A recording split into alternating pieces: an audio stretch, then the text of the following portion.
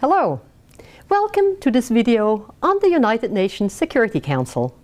In this video, we will look at how the Security Council was established, how it developed over time, and then we will explore some of its main decision-making and voting rules. The United Nations was founded just after World War II, after a long process of negotiations.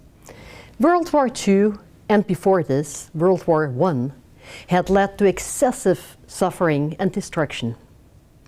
The United Nations Security Council was established as one of the 6 main organs of the United Nations. The main purpose of the Security Council was to save succeeding generations from the scourge of war. Article 24 of the UN Charter states that the Security Council has the primary responsibility for the maintenance of international peace and security. In fact, the Security Council is the only organ on the global level that has the right to adopt legally binding resolutions in attempts to maintain international peace and security. If necessary, it can, for example, authorize the use of sanctions or use force to maintain stability and peace. The Security Council meets at any time in which there is a need to do so. There is no given number of meetings that it has to hold, like 2 times in a month or 3 times a year. The Security Council is chaired by a rotating presidency, which holds this function for only 1 month.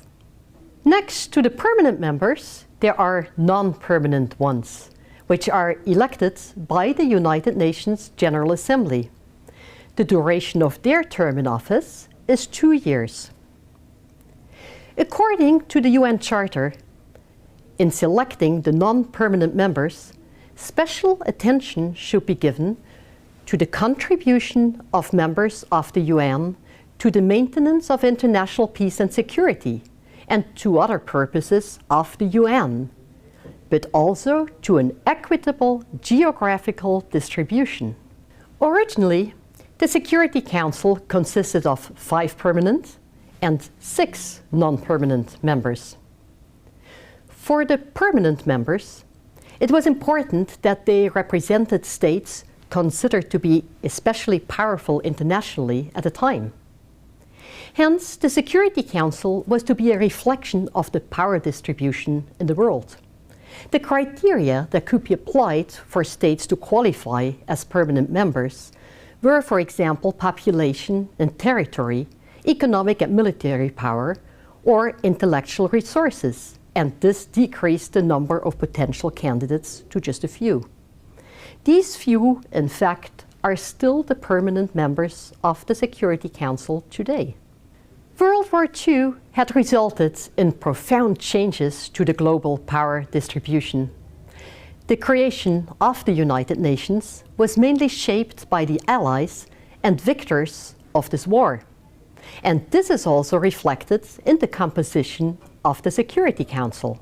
In more general terms, for the UN founding nations, the world order after 1945 was to rest upon 2 main principles: the sovereign equality of all peace-loving nations, as reflected in the principle one state, one vote, and as a second principle, the responsibility of major powers to maintain global stability and peace. The core of the allied states, the P5, should keep peace. They would contribute mainly to the troop contingents for missions that might actually use force to ensure peace. Accordingly, the P5 wanted to have veto rights for UN Security Council decisions because they did not want to be outvoted by smaller, weaker members who would actually contribute much less to such operations. In 1945, the most powerful state was the United States. Next to it, the Soviet Union was emerging as a new major global power.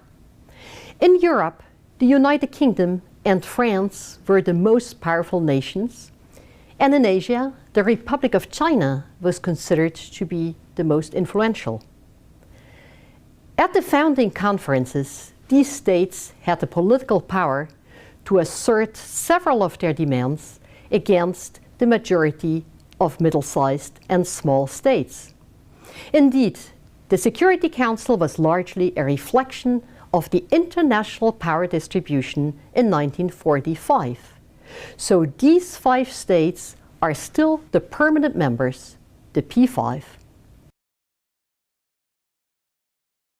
In terms of non-permanent membership, in 1963, the United Nations General Assembly introduced an official regional distribution for non-permanent members of the Security Council. 3 seats would go to African countries, 2 to Latin America, 2 to Asia, 2 to Western Europe, and 1 seat to Eastern Europe. According to Article 27 of the United Nations Charter, the Security Council has specific decision rules. In order to form a majority, it needs 9 affirmative votes. That means 9 members voting yes. The permanent members have a veto, and with that, clearly they can block any decision of the Security Council, or at least threaten to use their veto to prevent that decision. The United Nations member states are obliged to comply with decisions taken by the Security Council. If we look at this in more detail, the Security Council applies a couple of voting rules. 1. Each member has 1 vote. 2. Decisions on procedural matters need an affirmative vote of 9 members. On procedural matters, there exists no right to veto. 3. Other decisions need an affirmative vote of 9 members, including a non-opposing or concurring vote by the P5. Parties that are involved in what is called a dispute are expected to abstain from voting. Hence, each of the Security Council members holds 1 vote, and decisions on procedural issues can be taken on the basis of a qualified majority of affirmative votes by 9 of these 15 members. A simple majority would be 8 out of the 15.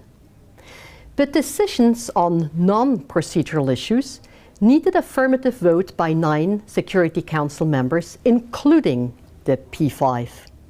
But these decisions concern some of the most important actions that the Security Council can decide upon, such as resolutions to establish peacekeeping operations, or the application of coercive measures against the UN member states. Originally, the Security Council had 5 permanent and 6 non-permanent member states. But the Security Council composition was amended in 1963, and the size increased by adding more non-permanent members to it. Since then, the Security Council has 5 permanent and 10 non-permanent members. Members of the UN Security Council can also choose to abstain from voting. There can be obligatory abstention, where they're involved in a specific situation, or voluntary abstention, and that is used much more frequently. According to the Charter, a decision by the Security Council on non-procedural issues requires affirmative votes by 9 members, including what is called officially the concurring votes of the P5. So in essence, even if they cannot agree with a decision, they do not oppose formally. Originally, abstentions in the Security Council were understood as having a similar effect as negative votes.